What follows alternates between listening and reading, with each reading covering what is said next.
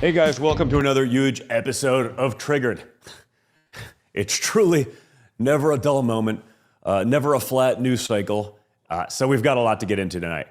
We're going to break down Operation Epic Fury, the strike on Iran, the death of the Ayatollah, and what it means for America and the rest of the world. We've got some incredible videos of Iranians in cities across the world celebrating, so we'll break that all down and what comes next. And of course, just like clockwork, we have our latest austere religious scholars from the regime media because Democrats and the media are already scrambling to defend the Iranian mullahs.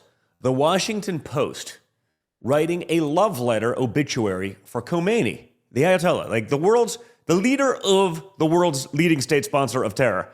The Washington Post loves the guy. Okay, I mean, you can't even make it up.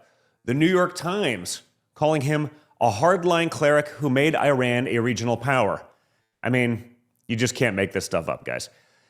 It's hard to tell if you're reading the Washington Post or Tehran state media. So guys, make sure you're liking, sharing, subscribing so you never miss one of these major episodes. If you do miss the show here on Rumble, make sure you head over to Apple, Spotify. You can get the podcast there. If your friends get their podcast that way, they can get it over there as well. For all of the top headlines that we cover here on the show, go over to my news app, MXM News, like minute by minute, MXM News, where you can get the mainstream news without the mainstream bias. And of course, don't forget about our brave sponsors, sponsors that have the guts to support this kind of program. And guys, we've got a brand new sponsor, Immuno 150. We talk about it all the time on this show. Be prepared. Prepare for the future, and that starts obviously with your health. Immuno 150 is bringing people back to good, healthy living. Their nutritional supplements pack everything your body actually needs into one place. 12 vitamins, 17 antioxidants, 17 amino acids, omega-3, 6, and 9, and a whole lot more. And here's the key. It's all micro-blended for total assimilation. That means your body actually absorbs it. Not like a lot of those cheap supplements where half of it just basically passes right through you.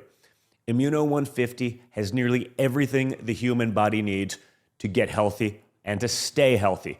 Go to immuno150.com. That's immuno, I-M-M-U-N-O 150.com, or call toll-free at 888-316-2224. Again, that's immuno150.com. Check it out. And also, guys, don't forget about the Birch Gold Group, where you can diversify your savings and protect your future. The Trump administration is moving fast to right all of the left's wrongs. But with all the damage we've seen the Democrats do, it's always smart to be prepared. And that's why thousands of Americans are buying gold now from the Birch Gold Group. Here are the facts. In the past 12 months, the value of gold has increased by 30%. And Birch Gold makes it extremely easy to convert an existing IRA or 401k into a tax-sheltered IRA in physical gold.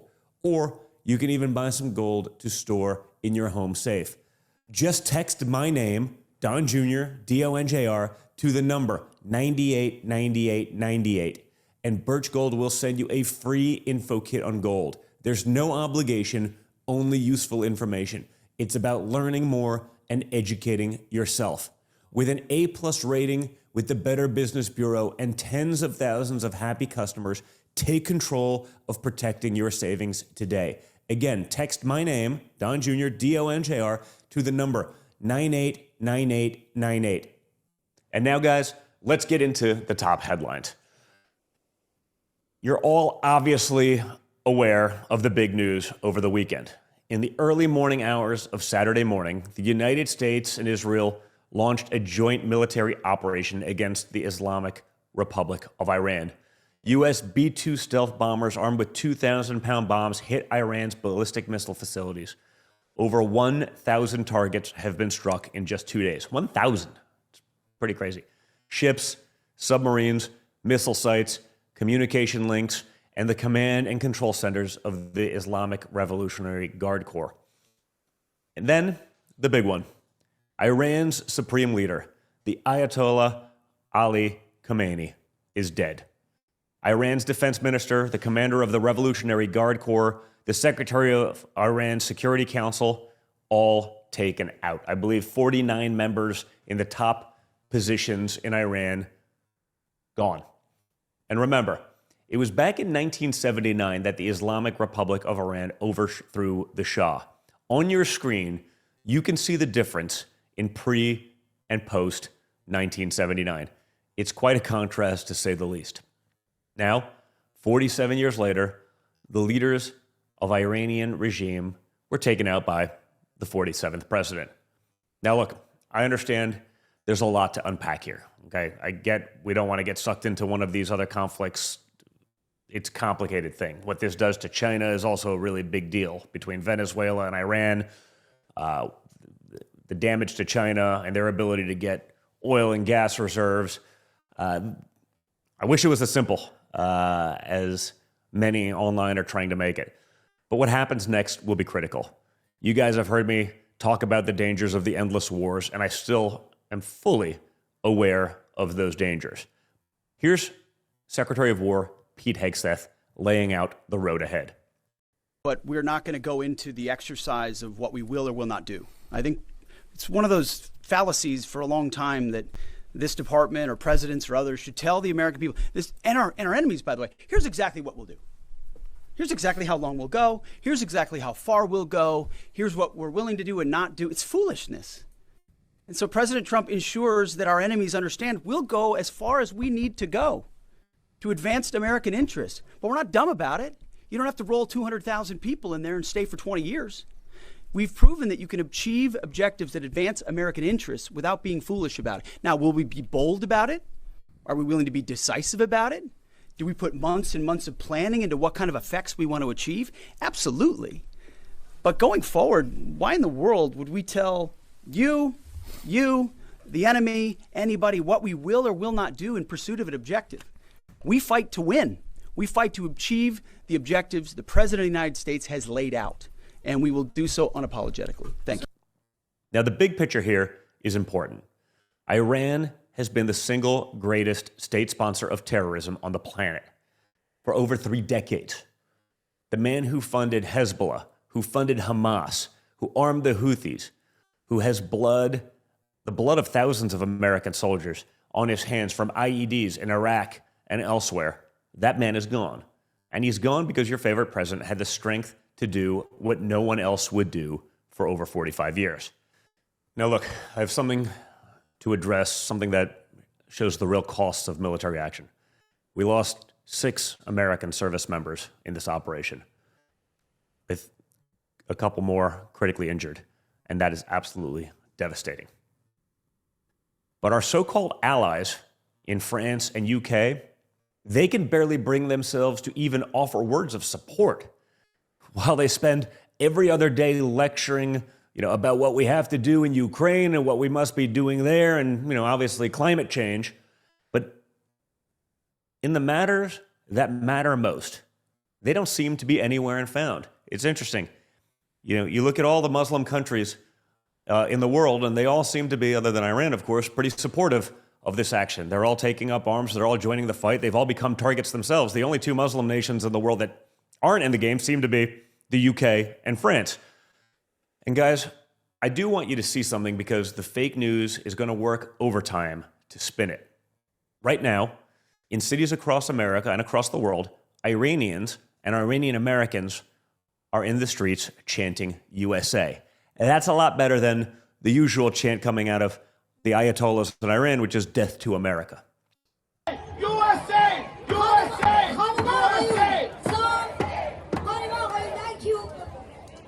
USA! USA! USA! USA! USA! Calling Navy! Think about that for a second. Iranians in Los Angeles chanting USA, honoring American soldiers. It's powerful to see. And it's not just LA. In New York City, a massive crowd. And a man in a Persians for Trump shirt is telling everyone that Iranians will never forget this moment. Check it out. Attack on that! The people of Iran will forever be grateful. We are so happy to taste freedom after 47 years. Thank you, Trump. Javi Shah. What do you think can happen next? Next, the people are going to take over their country and reclaim their land. We're going to bring the Shah back. Long live the king.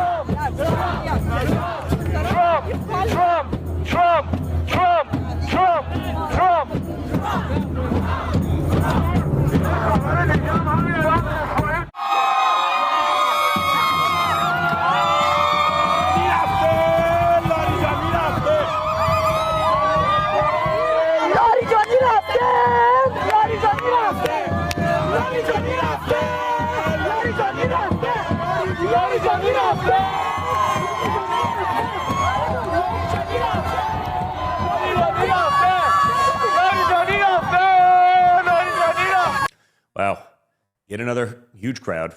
And funny enough, the same AstroTurf protesters we see every time, change the flag, change the t-shirt, don't know what they're talking about. They're also showing up.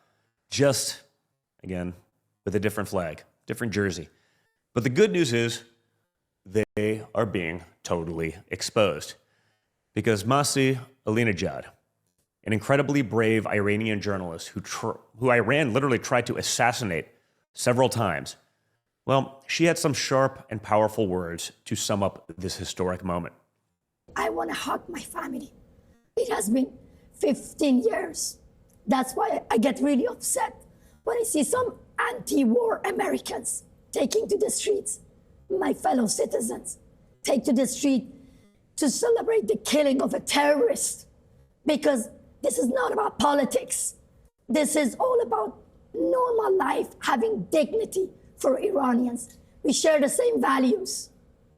You want these terrorists? Don't feel sorry for terrorists. Feel sorry for my people inside Iran. The new generation, they deserve to have democracy. It breaks my heart when I see Americans in the streets. They chant, I am Hamas. Hamas is killing Iranians, killing people in Gaza. If you care about free Palestine, help us to free Palestine from Islamic Republic. Notice how the actual people, the ones who lived under these monsters, who were terrorized by them, they're thanking America. They're thanking my father. It's sort of like the people who used to live in the former, communist nations of Eastern Europe and otherwise. You notice how none of them ever came to America trying to peddle communism because they actually lived under the systems? Kind of the same thing. But meanwhile, the left is out there apologizing for America. Iran has been killing Americans for decades. Hundreds of our soldiers killed by Iranian-backed IEDs in Iraq. The bombing of the Marine Corps barracks in Beirut in 1983. 241 dead Americans. Proxies attacking our bases across the Middle East. Creating turmoil, both militarily and economically. So whatever your views are on this larger strategy, the larger mission, there's no doubt that Iran has been waging war against Americans for decades. And by the way, the fact that Iran is shooting at Saudi Arabia, at the UAE, that tells you everything you need to know about this regime. They don't care about Muslim lives. They don't care about their neighbors. They care about power. And now that power is gone.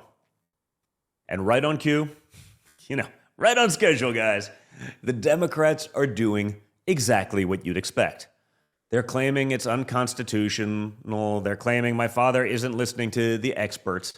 What experts exactly, guys? I've heard a lot about experts over the last years, and these are the same people who've basically gotten nothing done for the last 40 years. Where were these people when Obama was bombing Libya without congressional approval? Where was this energy when Biden was droning people in Syria? Where was the war powers' urgency then? Where was it, guys? Nowhere. It didn't exist. This isn't about the Constitution for them.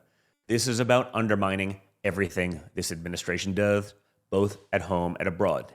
This thing didn't start in the last couple of years, despite them, I guess, trying to kill my father a couple of times. I guess he got him first, as he said the other day, very eloquently.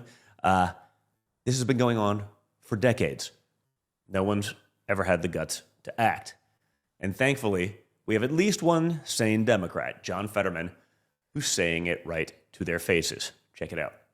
Destroying the Iranian leadership. And there wasn't any kind of outcry from parts of the left after Iran executed about 30,000 of their young people that were just protesting for democracy. Why can't we just objectively say what Israel has been able to accomplish, since they were calling for a ceasefire back in 2024? Hamas would be still there. Sinwar would be alive. Hezbollah would be allowed to fire thousands of rockets into Israel now too. And then now Houthis too. And Iran would be able to be perceived as a strong military presence in the region. Turns out it really wasn't effective. Now here we are, we're in a much better place now. If anyone wants those things that they claim that they do, like peace, and they can never allow Iran to acquire a nuclear bomb, when someone actually did that could actually make sure that's possible. And I'm open to a better opportunity for more peace and prosperity for the Iranian people, for more security that Israel deserves that. So that's the point. And this was not an illegal war based on terms of what the War Powers Act is. Senator. And some of the media coverage this weekend has been, it's been something else. Not that I'm really surprised anymore. I don't think any of us are, but it truly is just insane. Let's start with the Washington Post. Within hours of the strikes, here's what their news section looked like. And guys, I am not making this up. It feels like an episode out of South Park, but the Washington Post didn't just criticize the operation. They actually gave a glowing eulogy to the Ayatollah, a glowing obituary for a terrorist, someone who's, by any reasonable measure, a really bad guy with a lot of blood on his hands. From the Washington Post, and I quote, "With his bushy white beard and easy smile, Ayatollah Khomeini cut a more avuncular figure in public, and he was known to be fond of Persian poetry and classic Western novels, especially Victor Hugo's Les Miserables." You remember austere religious scholars? The guy that we had to kill in a cave that was like the leader of ISIS or one of the other terror groups out there. This is the Washington Post. This is what they say about a mass murderer, a true piece of shit. And this is why the Washington Post has lost over $300 million since 2023. $300 million. Because normal, common sense Americans look at that and say, what is wrong with these people? They're absolutely crazy. If anyone wants to know who the left is and where it's going, use the Washington Post as a barometer. Whatever they try to glorify or glamorize, run the other way. Just short it. It's like inverse Kramer. Just do the opposite. And then the New York Times, not to be outdone, guys, ran a headline calling Khomeini a hardline cleric who made Iran a regional power. And that's nicer than they talk about almost all Republicans. So New York Times glorifying him. The Washington Post basically saying he's like Santa Claus. A regional power? That's what they went with in the New York Times? Not a state sponsor of terrorism? Not a brutal dictator who murdered his own people? Not the man who funded the killing of American soldiers? No. A hardline cleric who made Iran a regional power. Like he's some sort of great statesman. Let me ask you something. If Obama had taken out Khomeini, what would those headlines look like right now? Obama's bold stroke reshapes the Middle East. A new era dawns in Iran. You know that's what they write. You know it. I know it. Everyone watching knows it. And over at CNN, they sent some reporters into these demonstrations in Los Angeles, clearly looking for someone to attack Trump. The only problem? They couldn't really find anyone. Check this out. The largest Iranian populations outside of the Middle East. You see the gathering there behind her. Julia, how is the Iranian community responding?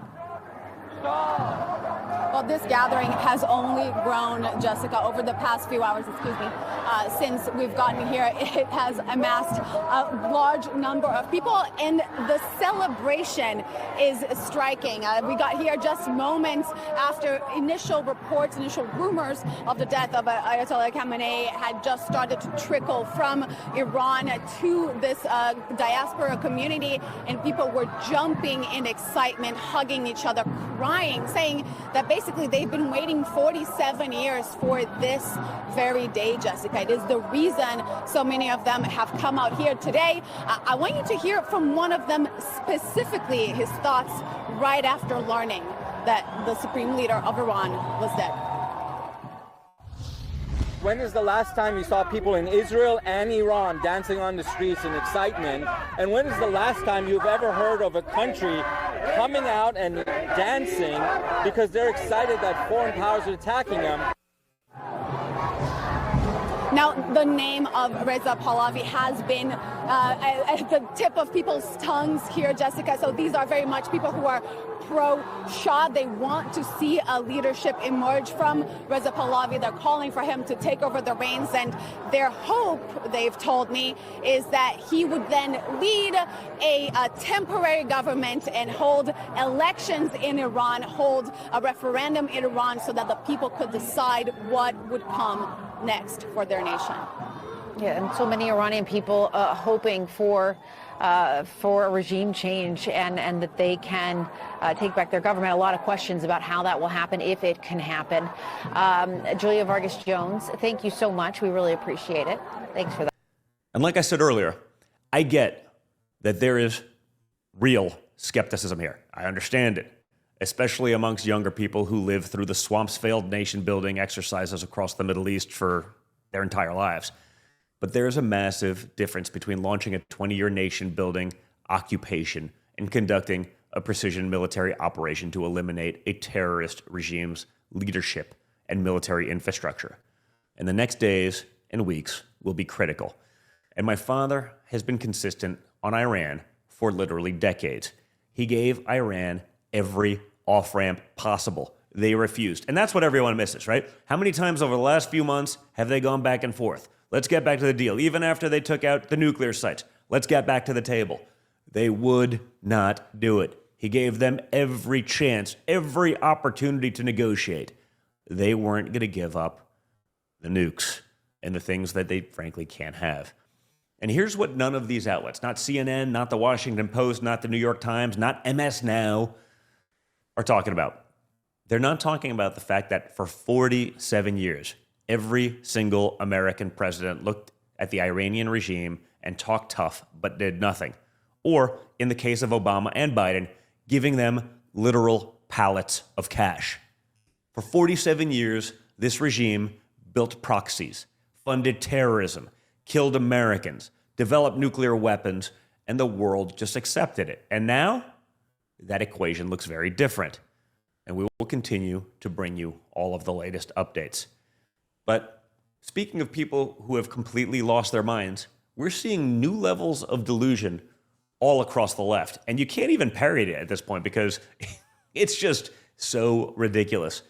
Because a former Vogue editor and stylist to Jill Biden actually downgraded herself from a first-class flight because everyone else in first class was white. Let me say that again. She gave up her first-class seat because the other passengers were white. And she alleged the flight attendant was engaging in, quote, persistent microaggressions. Of course they were. Like saying hello or something. That's probably the microaggressions. You can't make it up. The story gets even better, though, because it turns out she didn't downgrade herself to coach. She still took a seat in business class, where there is apparently fewer white people, and less white supremacy. So she's still sipping champagne in business class. She's still got the extra legroom, still reclining, maybe even a lie flat seat, but now she can do it with a clear conscience because she's 6 rows further back in the plane. Very brave. Stunning and brave. Truly stunning and brave. And by the way, what was her plan if business class was too white? Just keep moving back? Work her way back into the cargo hold? At what point do you just admit you need mental help and maybe not a different boarding group? Now, for the heck of it, let's just have a little fun. Just imagine if a white person said, I downgraded because everyone in first class was black. What would happen? Their career would be over in seconds. They'd be on every front page. They'd be vilified. They'd be banned from every airline. There would be congressional hearings by Democrats. But in the left's world, racism only goes one direction. And that, in and of itself, is insanely racist. And speaking of the left's insane bigotry, they are still trying to claim that voter ID is racist. And during a live town hall discussion on Fox News, a white liberal decided to tell a black female conservative it was too difficult for her to get an ID. And let's just say, didn't work out so great for him. Check this out. We all agree on that point. I just think that the reality is that an act like the SAVE Act is very likely more aimed at voter suppression and at keeping key demographics that the Republican Party does not want voting to not show out and vote. I think very often minority demographics. That's not true. So this is the thing where That's the not suggestion is it's going to keep the black vote down. I've got 2 black panelists here. Ajwa? That's not true. Do you have ID and proof of citizenship? Yeah, and if I need a copy of my birth certificate, it's just a matter of going online or going up to the department and asking for it and showing my information to get it. I mean, to say that it would negatively affect a minority group because they're somehow not educated enough to get these documents is completely outrageous. Annie? In my opinion, this should not be a controversial issue.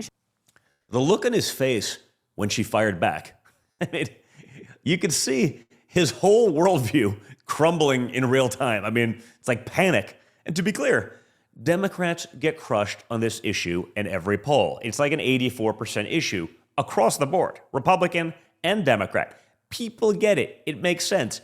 Every country around the world does the same thing, except for us and except for American Democrats, because, of course, they want people who should not be voting to vote. And that's how they stay in power.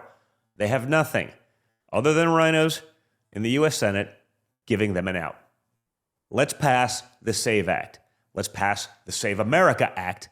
It's a 90-10 issue practically. Probably even more than that if people are being honest with themselves. The American people want it. The only ones who don't, the ones who benefit from not verifying who's voting, think about, I don't know, who that could be. Think about why that is. And speaking of which, we've also got some new explosive revelations that dropped about Fani Willis down in Georgia. Because new documents obtained via Georgia's open records law reveal what appears to be straight up quid pro quo corruption. The files show the most detailed evidence of collusion. And yes, I'm using that word on purpose. Collusion between the Fulton County prosecutors run by Fani Willis and Biden, White House, and DOJ officials to try to force the prosecution of my father. The Biden Justice Department invited Willis to apply for a $2 million sole source grant in 2022, while her sham investigation was accelerating. This was part of a more than $18 million in federal funding her office received during her tenure. They invited her to apply for a very vague grant project just as she was getting her witch hunt ready down in Fulton County. Why would they do that? It's not even clear what the grant was for, but in all fairness, we know what it was for. But in total, $18 million of taxpayer money was funneled into a political prosecution, really a persecution all done with coordination from Biden federal officials. If this happened under any other country, we'd call it what it is, a weaponized justice system going after a political enemy. And that's exactly what it was. Banana Republic stuff. And by the way, this is the same Fani Willis who was running around with her boyfriend Nathan Wade, billing taxpayers for their vacations, lying to the court about their relationship. Remember all that? These people are shameless, and the jokes really do write themselves. But it's yet another reason why we've got to keep our foot on the gas pedal and stay on the offense. Look, I know this was a heavy show. A lot happened this weekend. There's a lot still to process. I know a lot of people that are fans don't love this idea, and honestly, based on history, I understand why. I was very much in that boat myself. I just think Trump is different. A lot will keep happening, and we have to stay engaged. One thing we can say for certain, my father is a man of action. One thing we can say for certain is also that he's not like the others, and that's why they hate him. So I know not everyone's going to be a fan of this. I get it. I understand it. Just understand he's not like the others. But what is the Washington Post doing? We got to ask, right? Writing glowing obituaries for a dead terrorist. I mean, it's on brand. I mean, at least they're consistent. They're insane, but at least they're consistent. What's the New York Times doing calling him a regional power? And this sort of sums up the last 10 years. We have a president who acts while the left-wing regime's puppets whine and complain. An administration that delivers results while the fake news writes eulogies for terrorists. A commander-in-chief who eliminates the world's top terrorist leader while the left melts down over white people in first class and tries to tell minorities they can't get an ID. As my father said in his State of the Union, these people are crazy. So on that note, guys, thanks so much for tuning in. Make sure you're liking, sharing, subscribing. Hit that like button. Share it with your friends. Hit that notification bell also so you never miss an episode. Head over to Apple and Spotify if you missed the show here on Rumble. If you get your podcast that way, if your friends do, make sure they're aware. Check out our sponsors down below and in the video description. They keep the lights on. They allow for this kind of programming. It's not easy. Support those who share your values. Stay strong, stay informed, stay engaged, and always stay a little bit triggered. Thank you guys, and I'll talk to you all again soon.